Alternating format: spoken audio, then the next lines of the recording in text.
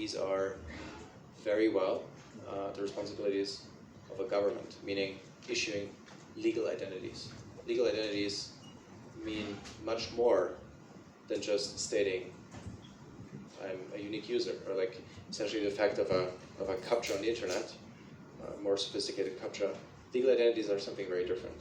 They're my name, my address. In the United States, it would be a social security number. That is not what we're trying to do. In fact, WorldCoin is designed to be privacy preserving. There is nothing we can do to change that, even if we would want to. That's just the inherent design of the protocol.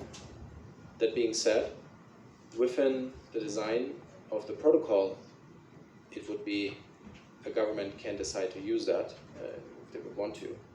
For example, to issue legal identities, all of that would be possible and not within our control, because it's an open protocol. It's an open source protocol that you can decide to use and everyone else can decide to use as well.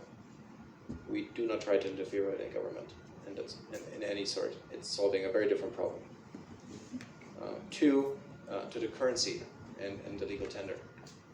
I do believe, I understand the question and I understand where it is rooted, but I think it is very important to note that cryptocurrencies as such are tokens, and they are built on top of Ethereum. And in fact, Ethereum itself is a very good example of why I think that statement lacks a lot of depth.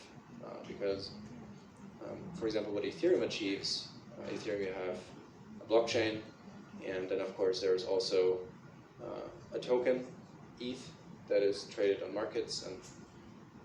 But Ethereum is fundamentally a decentralized computer that developers and businesses can build on top of. And actually WorldCoin is an application of that, because a lot of the identity system we have built, a lot of the software that we have been built is built on top of Ethereum. And the Ethereum token is a very important piece of that, because the Ethereum token actually ensures the decentralization of the system. Ethereum moved away from proof of work to proof of stake recently, meaning the Ethereum token actually is a very important piece to achieve consensus of the protocol. So, long story short, what I'm trying to say here is that tokens are not legal tenders or legal currencies. That's not the point. The point is they're a very important piece of a technology that tries to be decentralized and tries to achieve a certain goal. And the same will be true with the WorldCoin token. The WorldCoin token will distribute and decentralize governance over the system, distribute and decentralize ownership over the system. And at this point, there are many examples of such systems that I think can be referred to. To the question of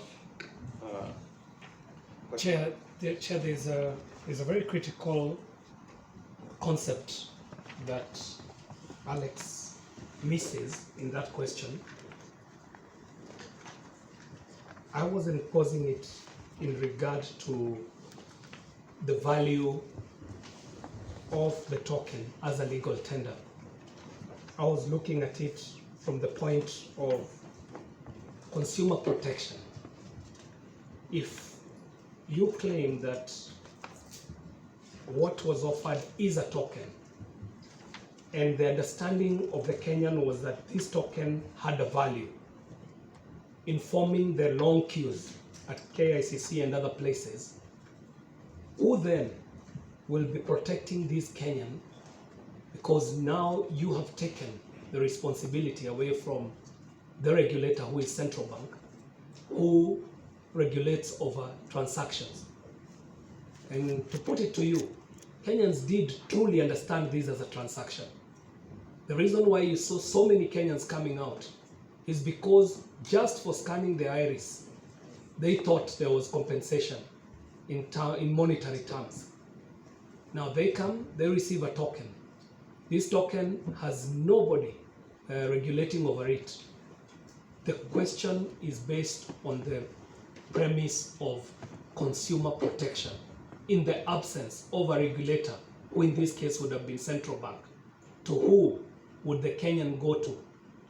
Now, even now, understanding that WorldCoin has no footprint in Kenya, neither does Tools for Humanity. So the question was premised purely not on the technology, but on consumer protection. Chair, maybe also before Alex asks a question. Mr. Thomas left out a very critical information which Honorable KJ asked in terms of, number one,